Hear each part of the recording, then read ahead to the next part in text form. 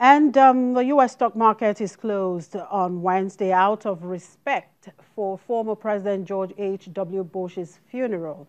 However, on Tuesday, stocks fell sharply in the biggest decline since the October rout as investors worried about a bond market phenomenon signaling a possible economic slowdown. Lingering worries around U.S.-China trade also added to jitters on Wall Street. The Dow Jones Industrial Average fell 799.36 points. The S&P 500 declined 3.2 points. The Nasdaq Composite dropped 3.8%. And away from the markets and back here in Africa, on Tuesday, the South Africa Statistics Bureau released the third quarter GDP, showing the economy grew more than expected in the quarter as manufacturing and agriculture accelerated to pull the country out of its first recession in nearly a decade. South Africa's economy expanded 2.2% in the third quarter, quarter-on-quarter terms, snapping out of recession after a revised 0.4% contraction in the second quarter. Well, joining me now to look at this data and what it means for the average South African is an economist and data scientist, Trinity Nkube, joining us from Johannesburg. Hello, good afternoon. Thank you very much for joining us, Trinity.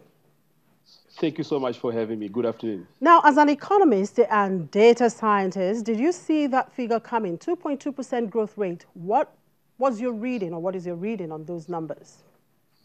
Well, a lot of my colleagues have been sort of focusing towards that figure. It's really been a challenging environment for the past two quarters. As you know, we're in a technical recession. However, there's still a bit of negativity around the economy because of this type of growth that we have had. I see it as a bit of a temporary, movement, because in the long term, I don't see this being sustained, because when you take everything into consideration with the negative growth around manufacturing and agriculture and so forth, mining and so forth, what you find is that the overall growth rate will still be, the real growth rate will be around 0.8%, which doesn't surpass 1%. So there's still, obviously concerns around that. Now, President Cyril Ramaphosa has pledged to restart growth after a decade of stagnation under his predecessor, Jacob Zuma. Does this latest GDP boost South Africans' confidence on President Ramaphosa? Absolutely. I mean, as an economist, I'm more encouraged by the finance minister who's just come in now, Tito Mboweni. He's a well-known and very credible man. He exudes a lot of confidence in the economy, and he has a plan. Most of the factors that are around the economic collapse, if you may, for the past decade, has been around social, political issues and, weak institutional frameworks. So we are still to see a really turnaround around that, and the president really speaking tough on corruption. He's surrounded by a lot of corrupt individuals. I mean, you might have heard of the SARS debacle, as well as some of the state-owned enterprises that are loss-making, South African Airways, and right now, you never know, we might have Eskom shutting us down. We might not be able to finish the interview. So you can imagine the sort of challenges that we are having. However, I'm very optimistic, because these new growth figures, what they've done is that yesterday already you see a 1% gain in the rand. That's encouraging. That also is encouraging in terms of credit boosting. So from a consumer and investor confidence, I think that's encouraging. But I'm yet to see, as a developing economist, that's something that I'm really passionate about. I'm yet to see women and the youth being more involved in the economy, because 2.2% growth, as they say, it sounds like a great figure. However, is it inclusive growth?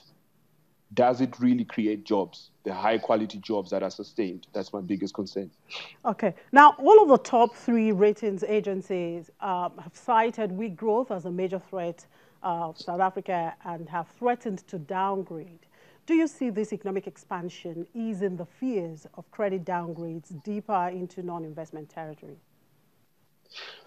Well, I see a little bit of credibility, as I said. You got the new finance minister. He worked as a central bank governor, and he's someone that was able to fix a lot of things in the economy. When he came in a very challenging environment. But the challenge right now is a little bit deeper, if we may. What I find, though, is, people coming together and actually working together. What we would need to see from a credit downgrading or these credit rating agencies is a little bit of policy certainty in terms of which way are we going. So if you look at the agricultural sector, for instance, one of the biggest challenges, apart from the weather conditions and all the challenges, has been the uncertainty around the land issue. Now, you look at that and you look at the political landscape as well, the politics around it. We have elections coming out next year. So what you have is a government that will run populist, policies. And the challenge again there is that while that is happening, is the government really, the ANC government, is it really, how can I put it? Is it dedicated to pursue this this land issue, or is it an election gimmick? On the other side, you also have the agro-processing confidence, people not being very confident in terms of the farmers who are growing the food and so forth. Of course, we've seen a little bit of a temporary increase in terms of that sector. The mining also has been a bit of contraction. That again, those are some of the issues. So it's very, very difficult to see. It's reason to cheer that at least we're out of a technical recession. But in the long term, I would really like to see some really solid and consistent policy statements and actually implementation, if you may. All right. Thank you very much for your time. Trinity Nkobe is an economist and data scientist. We'll take a quick break, and when we come back, we'll cross over to the Nigerian Stock Exchange for an update on today's trading activities. Do stay with us.